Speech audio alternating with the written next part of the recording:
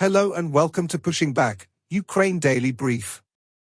As the war enters its 729th day, these are the main developments from the past 24 hours. Russia has lost approximately 480,240 troops in Ukraine since the beginning of the war, the General Staff of Ukraine's armed forces reported. The number, which has not been independently verified, includes 1,000 casualties over the past day.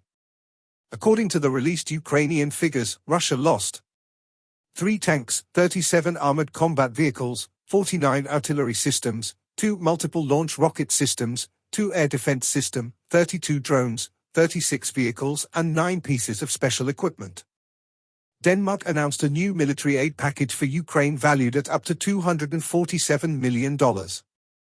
It is the 15th package of military equipment, which includes artillery shells, ammunition for air defense, mine clearance, and drones. New Zealand has announced another $16 million in support to Ukraine. This package includes funds to extend the personnel deployment to train Ukrainian troops until June 2025.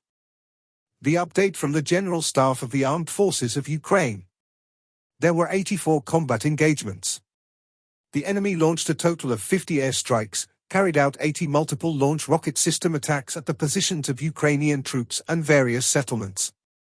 The Ukrainian Air Force launched airstrikes on 6 concentrations of troops, 3 air defense systems of the occupiers. The Ukrainian missile troops hit 2 concentrations of troops, weapons and military equipment, 1 logistics hub, 2 air defense systems, 1 drones ground control station of the Russian invaders. In its latest intelligence update, the UK's Ministry of Defence reports Russia's tightening grip on information continues as Putin signed a law allowing property confiscation for fake news about the military, likely targeting Ukraine war critics, and the Committee on Foreign Interference seeks to expand the undesirable organizations label, potentially restricting Western media like BBC Russian. These moves, accelerating since the Ukraine invasion, represent a broader trend of the Russian government restricting domestic information to limit criticism and dissent. In its latest intelligence update, the Institute for the Study of War. Russian Security Council Deputy Chairperson Dmitry Medvedev said that Russia would likely have to seize Kiev sooner or later while identifying Russia's possible further territorial objectives in Ukraine. Medvedev's mention of Russia's possible intentions to occupy Odessa may be worth noting in light of recent developments in the pro-Russian breakaway Republic of Transnistria in Moldova, the southern tip of which is about 50 kilometers from the city. Medvedev also described Russian plans to repress Ukrainian citizens in occupied Ukraine. Russian President Vladimir Putin met with Commonwealth of Independent States leaders and Republic of Tatarstan head Rustam Minnikhanov on February the 21st and 22nd. Ukrainian forces conducted another successful strike against a Russian training ground in occupied Kherson Oblast on February 21st and likely inflicted significant casualties. Ukraine's European and Western allies continue to ramp up their support for Ukraine. Russian opposition outlet Proekt reported on February 22 that the Russian government has subjected at least 116,000 Russians to criminal and administrative charges since the start of Russian President Vladimir Putin's 4th term in office in 2018. Kremlin spokesperson Dmitry Peskov stated on February 22 that the Kremlin does not regard Russian military correspondents and milbloggers as participants of the Russian full-scale invasion of Ukraine, shortly after the suicide of a prominent Russian milblogger on February 21. Russian forces recently made confirmed advances near Bakhmut and Avdiivka.